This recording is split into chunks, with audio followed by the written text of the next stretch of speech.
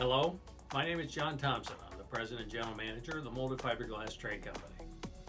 MFG Tray is a material handling solutions provider using composite materials.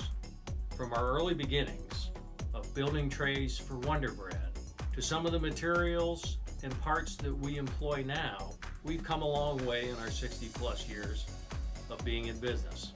I wanted to stop today to talk a little about some of the materials that we've developed during our lifetime.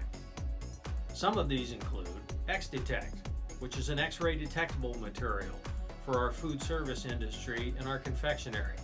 Others involve our Fiberstat material, which is a permanently conductive material for the electrostatic dissipation in the electronics market. Our most recent material development is our ULTRA-LITE compound. This is an extremely low density material, but still maintains the strength, durability, and integrity of fiberglass composite material systems that our customers are accustomed to seeing. Our ULTRA-LITE material was originally developed for other customers of the molded fiberglass companies. We incorporated it in the markets that we serve. It's a 40% lighter material than our standard fiberglass. The material will even float.